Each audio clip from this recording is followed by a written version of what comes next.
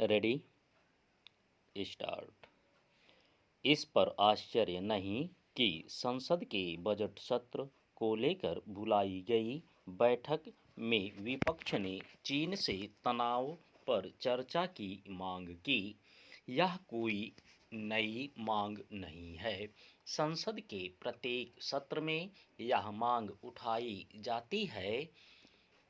इसके अतिरिक्त कांग्रेस के नेता रह रहकर ऐसे आरोप लगाते रहते हैं कि चीनी सेना के अतिक्रमणकारी रवैये को लेकर सरकार सच्चाई बताने से इनकार कर रही है।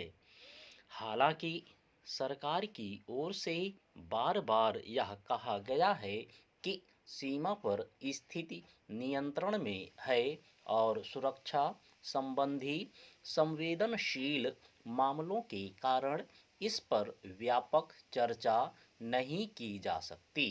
लेकिन विपक्ष और विशेष रूप से कांग्रेस अपना हठ छोड़ने को तैयार नहीं।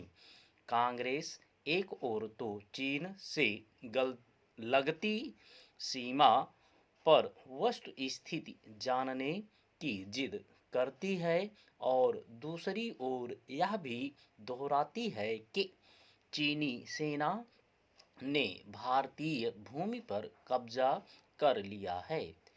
यदि उसे सचमुच वस्तुस्थिति की जानकारी है तो फिर वह जानना क्या चाहती है, और यदि जानकारी नहीं तो फिर नतीजे पर कैसे पहुंच जा रही है। कठिनाई केवल यह नहीं है कि कांग्रेस यह सिद्ध करने के लिए व्यग्र है कि चीन ने भारतीय क्षेत्र पर अतिक्रमण कर लिया है और सरकार उसे जवाब देने के लिए तैयार नहीं, बल्कि यह भी है कि वह न तो रक्षा मंत्री की बात सुनने को तैयार है और न ही विदेश मंत्री की। कांग्रेस के रवैये को देखते हुए इसमें संदेह है कि यदि संसद में चीन को लेकर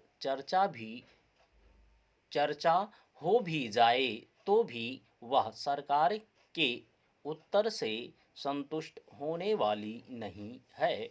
रक्षा और विदेश मामलों में ऐसा व्यवहार ठीक नहीं, लेकिन यह नया नहीं। इसकी अनदेखी नहीं की जा सकती कि डोकलाम गतिरोध के समय राहुल गांधी ने किस तरह चीनी मजदूर से गुपचुप भेंट करना आवश्यक समझा था। यह भी किसी से छिपा नहीं कि कांग्रेस ने इस प्रश्न का उत्तर आज तक नहीं दिया कि उसने चीनी कम्युनिस्ट पार्टी से समझौता क्यों किया था और राजीव गांधी फाउंडेशन को चीन से अनुदान लेने की क्या आवश्यकता थी। इसमें संदेह नहीं कि चीन आक्रामक रवैया अपनाए हुए है, लेकिन यह भी सही है कि भारतीय सेना उसका साहस के साथ सामना कर रही है। इसका उदाहरण गलवान की भी घटना है और तवांग की भी।